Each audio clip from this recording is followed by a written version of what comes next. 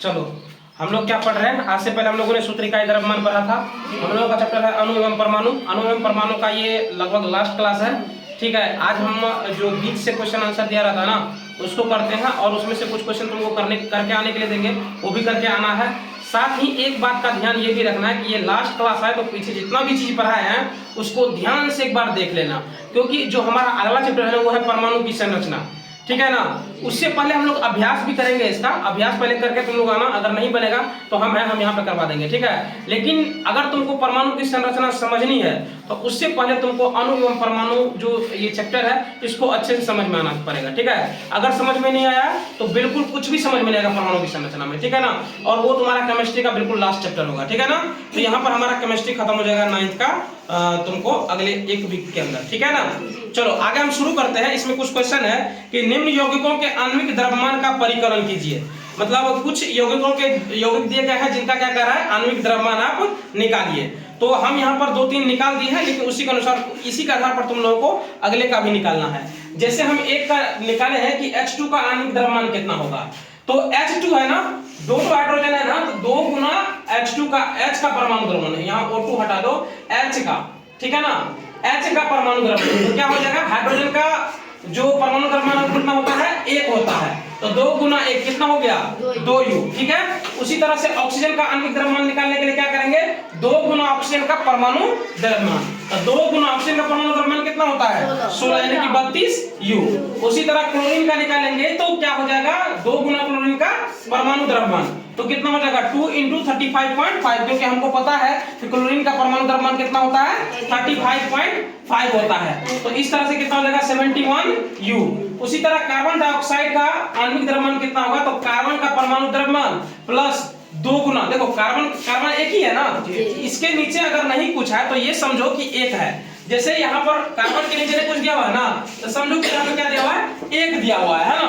तो कार्बन का परमाणु द्रव्यमान अगर उसमें जोड़ देंगे ऑक्सीजन का परमाणु द्रव्यमान, तो टोटल हमारा जो ये अणु है इसका आणविक द्रव्यमान निकल जाएगा, है ना। तो कहने का मतलब कि कार्बन का परमाणु द्रव्यमान 12 होता है, ऑक्सीजन का परमाणु द्रव्यमान 16 होता है। तो कार्बन का परमाणु द्रव्यमान प्लस 2 गुना ऑक्सीजन का परमाणु द्रव्यमान, तो ये कितना हो गया, 12 हो गया कार्बन का और 2 गुना 16 हो गया ऑक्सीजन का, तो टोटल कितना आ गया, 44U आ गया, ठीक है। कोई दिक्कत। अगला है हमारा, अच्छा इसमें और कुछ क्वेश्चन दिया है, जिसे कार्बन डाइऑक्साइड तक हम मतलब हमने निकाल के बता दिया। अगला है तुम्हारा CH4 का। CH4 का क्या करेंगे हम लोग, कार्बन का परमाणु द्रव्यमान प्लस 4 गुना हाइड्रोजन का परमाणु द्रव्यमान कर देंगे, CH4 का निकल जाएगा। उसी तरह C2H6 दिया हुआ है, तो 2 गुना कार्बन का परमाणु द्रव्यमान प्लस 6 गुना हाइड्रोजन का परमाणु द्रव्यमान। उसी तरह तुम्हारा NH3 दिया हुआ है, तो नाइट्रोजन का परमाणु द्रव्यमान प्लस 3 गुना हाइड्रोजन का परमाणु द्रव्यमान। उसी तरह से CH3OH दिया गया है, मतलब कार्बन का परमाणु द्रव्यमान प्लस हाइड्रोजन का परमाणु द्रव्यमान, 3 गुना हाइड्रोजन का परमाणु द्रव्यमान प्लस ऑक्सीजन का परमाणु द्रव्यमान प्लस हाइड्रोजन का परमाणु द्रव्यमान। कोई दिक्कत। ऐसे करके तुम्हारा ये सारा क्वेश्चन बन जाएगा। अब 2 नंबर में क्वेश्चन दिया हुआ है कि निम्न यौगिकों में सूत्र इकाई द्रव्यमान का परिकलन कीजिए। अब सूत्र इकाई द्रव्यमान निकालने के लिए कह रहा है किसका किसका, तो ZnO, Na2O एवं K2CO3 का। तो देखो वही तरीका है, आणविक द्रव्यमान ही उसी की तरह निकालते हैं। तो हम यहाँ पे एक निकाल के बताए तुम लोगों को, ZnO का सूत्र इकाई द्रव्यमान, तो इसका क्या होगा, Zn का परमाणु द्रव्यमान कितना होता है प्लस ऑक्सीजन का परमाणु द्रव्यमान कितना होता है। इसमें तुमको परमाणु द्रव्यमान लगभग का दिया रहता है, ठीक है, तुम्हारे बुक में भी दिया हुआ है। Zn का परमाणु द्रव्यमान 65U, Na का परमाणु द्रव्यमान 27U, K का परमाणु द्रव्यमान 39U, कार्बन का परमाणु द्रव्यमान 12U एवं ऑक्सीजन का परमाणु द्रव्यमान 16U, ये दिया हुआ है तुम्हारे बुक में, ठीक है ना। तो अब देखो यहाँ पे जिंक का परमाणु द्रव्यमान में ऑक्सीजन का परमाणु द्रव्यमान जोड़ देंगे तो ZnA का सूत्र इकाई द्रव्यमान निकल जाएगा। टोटल कितना आ गया, 81U, ठीक है। इसी प्रकार से अगर तुम देखोगे Na2O का, तो Na2 सोडियम का होता है ना, तो Na का परमाणु द्रव्यमान 2 गुना Na का परमाणु द्रव्यमान प्लस ऑक्सीजन का परमाणु द्रव्यमान, इससे निकल जाएगा Na2O का। उसके बाद है K2CO3 का, तो पोटेशियम का क्या होता है ना, तो पोटेशियम का 2 गुना पोटेशियम का परमाणु द्रव्यमान प्लस कार्बन का परमाणु द्रव्यमान प्लस ऑक्सीजन का 3 × ऑक्सीजन का परमाणु द्रव्यमान, ठीक है ना। यहां से तुमको ये सारे क्वेश्चन सॉल्व हो जाएंगे। अगले कुछ तुम्हारे बुक से लिखे हैं तो वो देख लो। चौथा नंबर से लिखे हैं कि निश्चित अनुपात का नियम क्या है। तो निश्चित अनुपात का नियम, एक शुद्ध रासायनिक यौगिक में तत्व हमेशा द्रव्यमानों के निश्चित अनुपात में विद्यमान होते हैं। क्या होते हैं, जो तत्व होते हैं ना, ये तत्व होते हैं, ये हमेशा क्या होता है, द्रव्यमानों के निश्चित अनुपात में होते हैं, इसलिए इसको हम लोग क्या कहते हैं, निश्चित अनुपात का नियम कहते हैं। ठीक है ना, याद रहेगा ना, एक लाइन का डेफिनेशन है, इसको याद रखना। अगला है परमाणु क्या है, तो तत्व का सूक्ष्मतम कण क्या कहलाता है, परमाणु कहलाता है ना।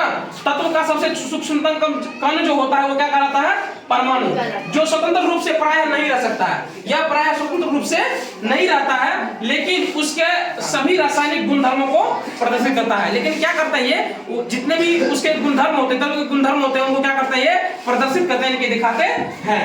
अगला है अणु क्या है, तो अणु समझ लो, अणु क्या है, तो किसी तत्व अथवा यौगिक का वह सूक्ष्मतम कण होता है जो सामान्यतः दशाओं में स्वतंत्र रह सकता है।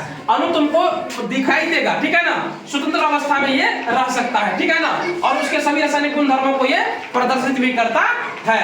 ठीक है, अगला पॉइंट है हमारा, आणविक यौगिकों के रासायनिक सूत्र प्रत्येक तत्व की संयोजकता द्वारा निर्धारित होते हैं। तो जितने भी तुम्हारा आणविक रासायनिक सूत्र होते हैं वो उसकी संयोजकता पर क्या होते हैं, निर्भर होते हैं। ठीक है, और आणविक यौगिकों में प्रत्येक आयन के ऊपर आवेशों की संख्या द्वारा यौगिकों के रासायनिक सूत्र ज्ञात कर सकते हैं। तो इस प्रकार से तुम्हारा यहाँ तक ये खत्म हो गया। अब अगले क्लास में जब हम आएंगे तो वहां पर अभ्यास करने की कोशिश करेंगे। ठीक है, अभ्यास में सारे क्वेश्चन को हम लोग कवर करेंगे। अगर तुम लोगों ने मतलब बना के आ गया ना, तो उसमें से कुछ कम क्वेश्चन को हम लोग छान देंगे और कुछ ही क्वेश्चन को कवर करेंगे। ठीक है, फिलहाल समय हो गया और आज के लिए इतना ही रहने देते हैं।